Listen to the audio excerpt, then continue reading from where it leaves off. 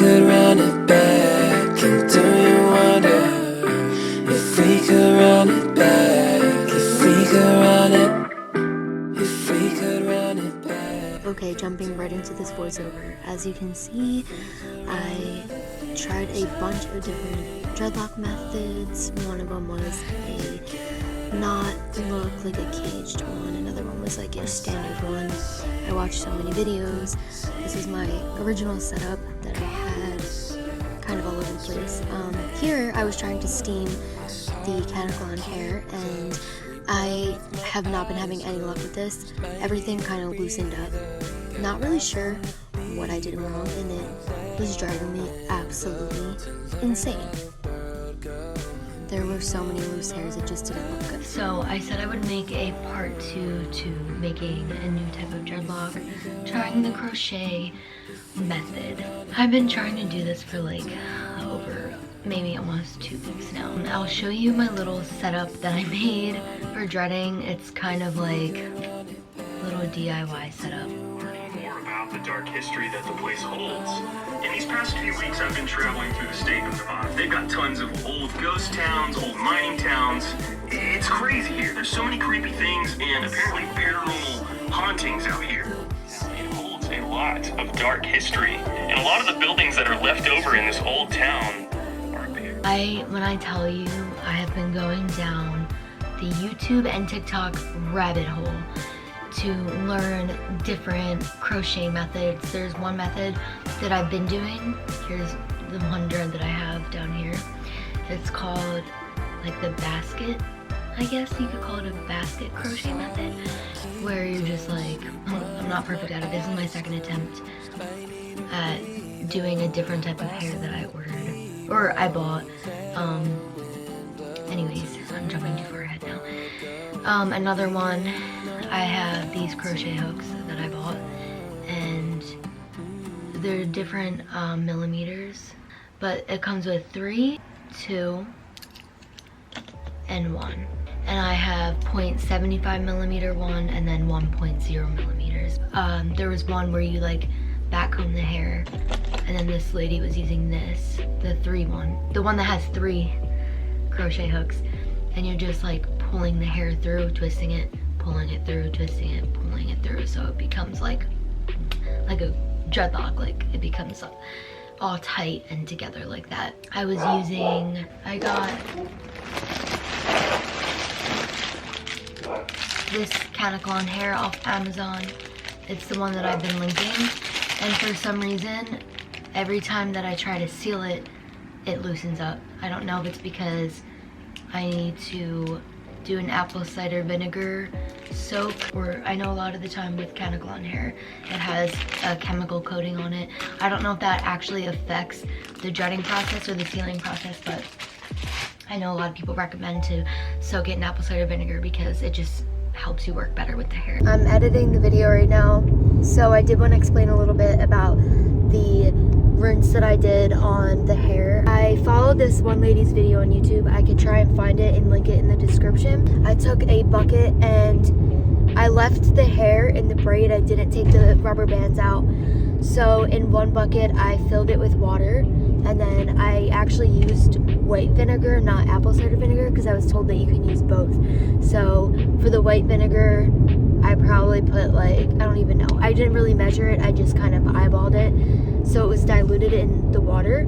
I didn't use a whole bunch of it, and I also didn't use like a tiny bit. In a quarter mile, turn. It's okay, if that makes any sense. The one video I watched, the lady was saying that to be able to tell if there was any type of chemical coating on the hair, you're gonna see like this white like form over the top of the water, like it's just gonna come off the hair. And I let the hair soak in, like all of the braids soak in the water for like 45 minutes to 50 minutes. And sorry, I had brain fog. So I let it soak for that long, and then I rinsed it out, and then I refilled the water, or I refilled the bucket with clean water, and then I poured a little bit of shampoo in it, and then I just like pressed the braids into the water, and then I like just transferred it to clean water in another bucket, and then I just rinsed and then just transferred again until there was no more like suds from the shampoo. And then I just took it out of the braid. I left the top of the braid in the rubber band, like the hair, but I took the bottom rubber band off the bottom of the braid, and then I just let it dry overnight, like hang dry, and the hair worked perfectly fine. Nothing, didn't have any weird reaction or anything like that. So I just want to explain that little process. So in case some people were like, well, how did you do that? How do you know to do that? So yeah.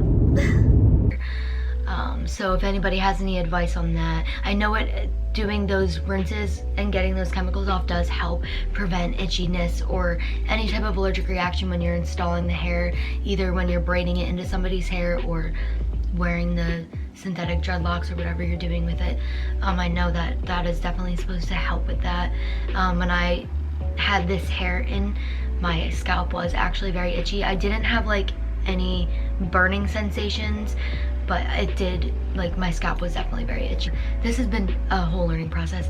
I went to Sally's and I got this hair by the Sassy collection. And so the other Catacolon hair I got is definitely softer to work with. This is like, I feel like this one tangles very easily.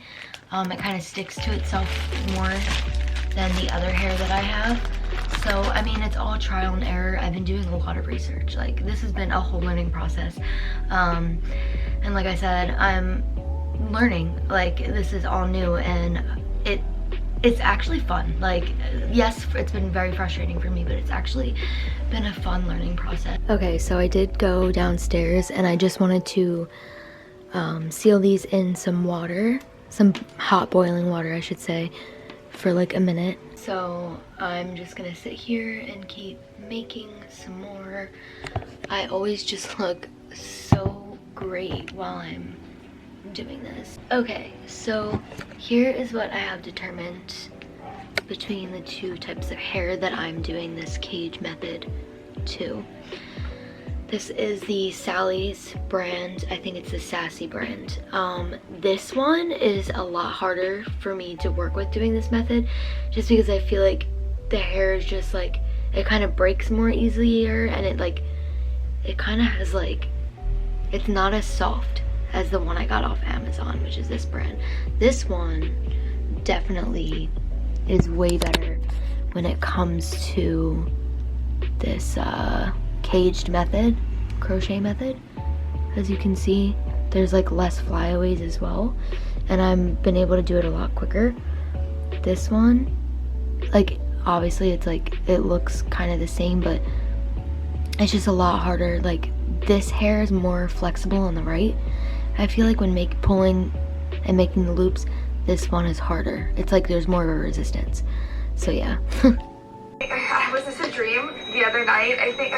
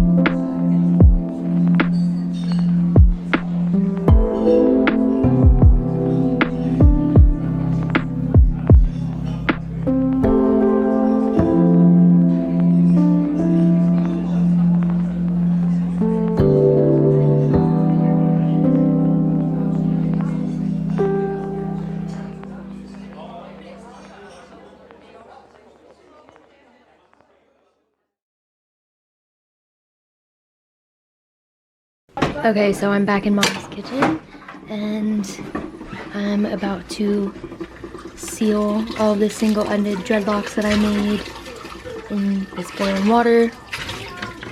Hopefully I can get this out. It's probably gonna be a few minutes till it gets to the right temperature. I'm so nervous because before when I sealed this hair, it kind of unraveled. And I'm really hoping that it works because this hair worked so well to do this dreadlocking style, so I'm so scared. I'm gonna try this one first. I just wait till the bubbles all reach the top. Slowly getting there, getting small bubbles.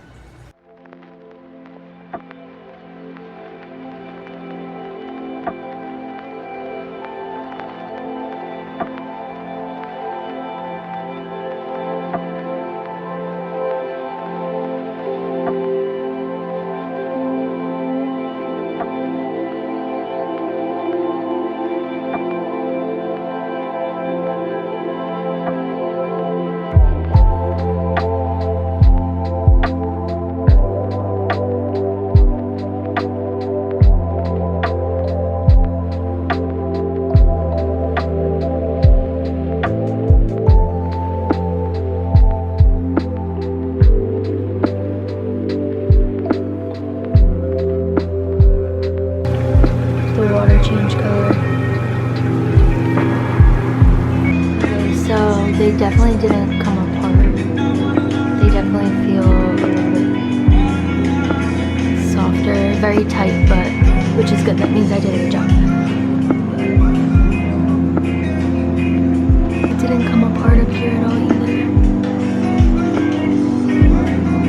either. Okay, so this is the finished result of the synthetic dreadlock extensions that I made. I think it turned out pretty good. They're definitely stiff. I mean, I think all dreadlocks are stiff. Whoa, my necklace got caught. Anyways, hopefully you can see it. This is how the hair looks. I think it turned out pretty good. You have to get used to it. It's actually like really not heavy in my hair at all. I like it though. It's not itchy or anything like that. I did wash them as well. I did do that soap that I was talking about in the video, but I didn't film them hanging on the hanger. I should have. Also, I did want to say, I only ended up putting like 20 something in my hair because I have a small head, like I said. So here's a double-ended one, and I didn't cut the ends on this. Feels really soft. This is how it looks. And for the double-ended ones, I did just twist it and put the clamp on it. So there is like some hair right here. So it's easier for it to, like when you braid it, for it to just fall. I think I might put a couple more in actually up here. But yeah, it turned out really good. So I hope this video was informative. It definitely was a lengthy process. It's actually, I really enjoy making these a lot.